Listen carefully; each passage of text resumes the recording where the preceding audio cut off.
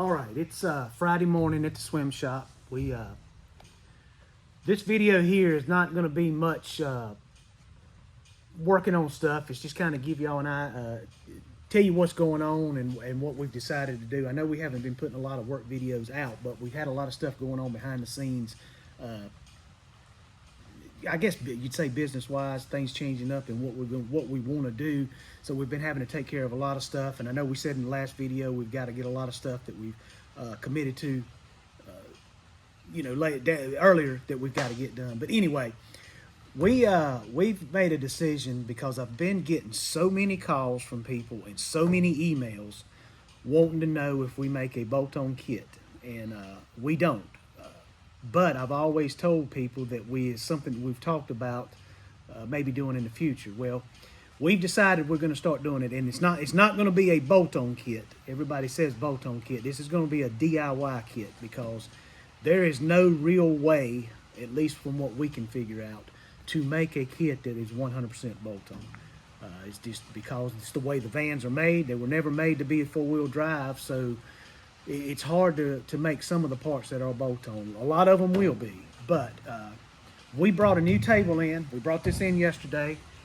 This table is for us we're gonna make a jig and have it on this table so we can start producing these kits a lot quicker than what we would have if we just had a van in here and making the kit off of each van.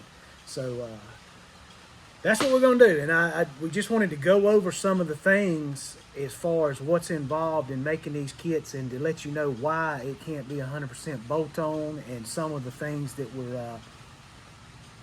we're not really changing anything of what we've done. We just want to tweak a few of the things on some of the parts that we make to make it a little more DIY friendly. So what we're going to do here, we brought this table in. We're going to make us a kit. We're going to make a jig off of that kit that we make off of this van that we've got on the lift here. And in that way, once we have this jig made, we will be able to make kits the same every time and be able to make them a whole lot faster to be able to allow people to buy them. But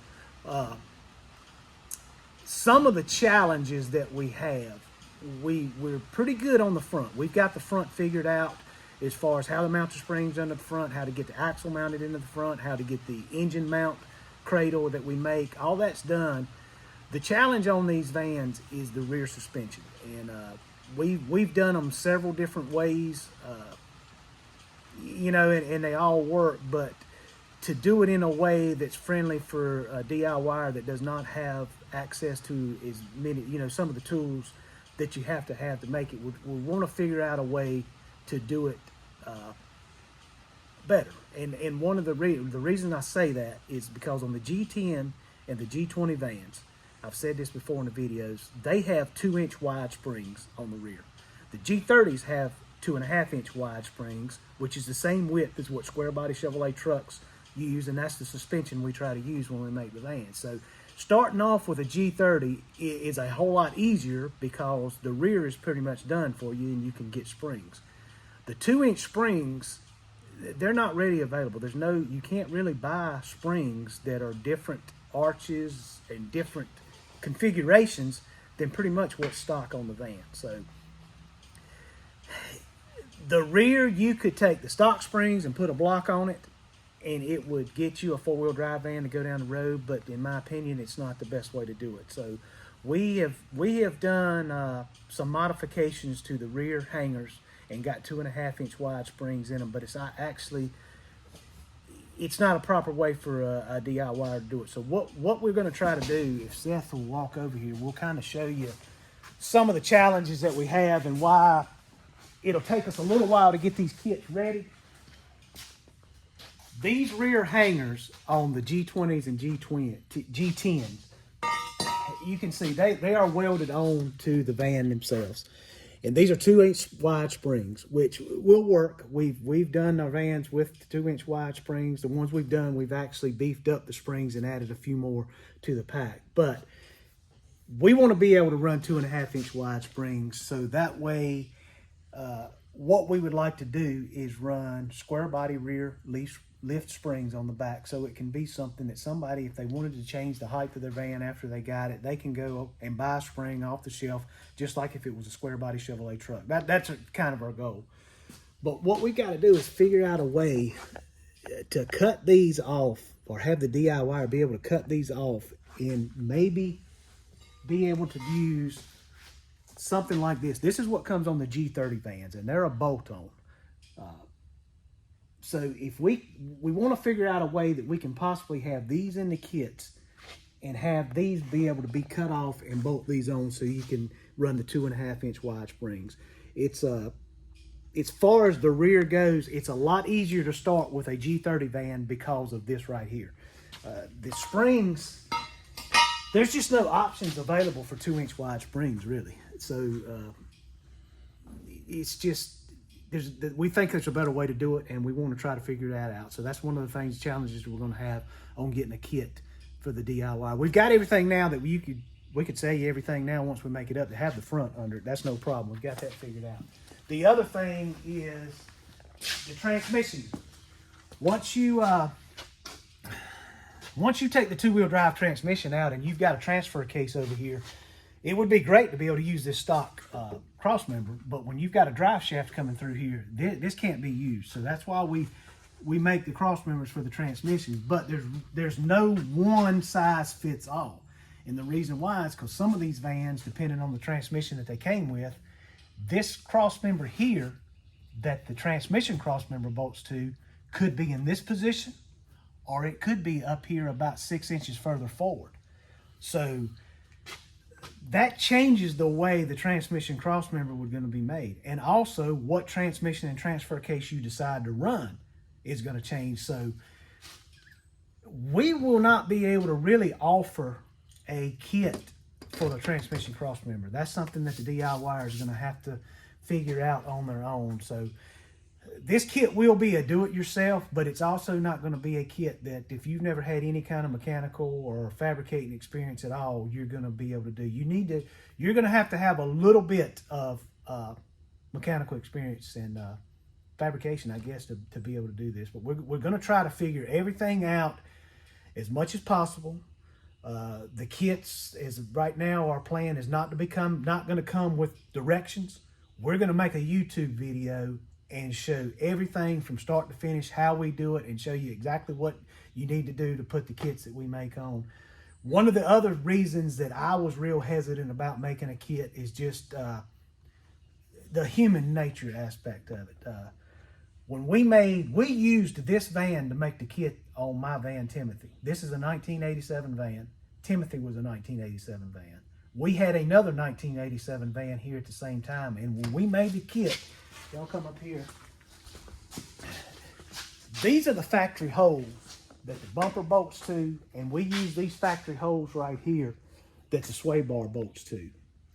Well, when we made the kit off of this van, when we went to bolt it on Timothy, the bolt holes didn't line completely up. They were there, they were close, but there weren't enough for the bolts to go through. We had to elongate and open the holes up to make it work.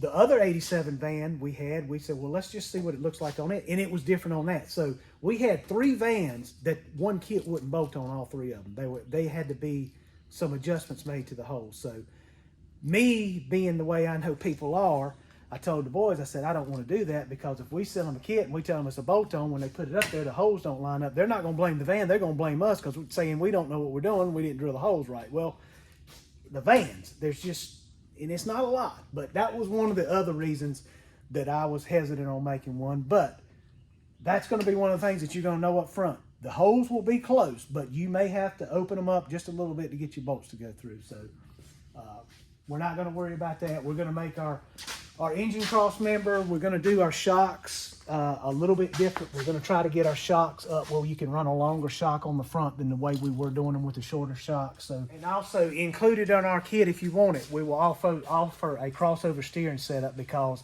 you're going to have it. You can't do it without doing crossover steering. So we'll offer a crossover steering kit. The first van that we didn't know any better, and we didn't realize how to do it. So we took a Wagoneer pitman arm, which was straight, and beat this frame in to get it to turn, and it still wouldn't turn. But we figured out a way that we can make a crossover steering kit and use the stock pitman arm on the van, and you can see how it's kind of curved to go around the frame when it turns that way to give you steering full lock to lock. So we figured out a way on our kits to use the stock pitman arm. That'll be included in the kit. Yeah, and I know people are probably going to have some questions right off the bat about how much is it going to be, what's it going to cost.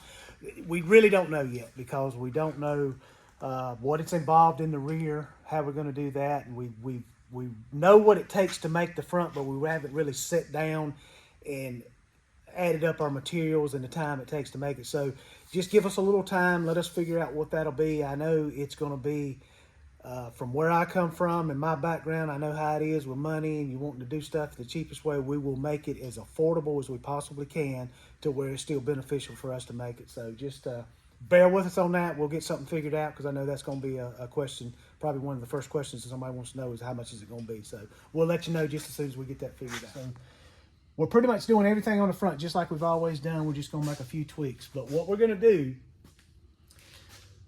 we plan on taking a van and cutting the frame rails off of it and welding it to this table here.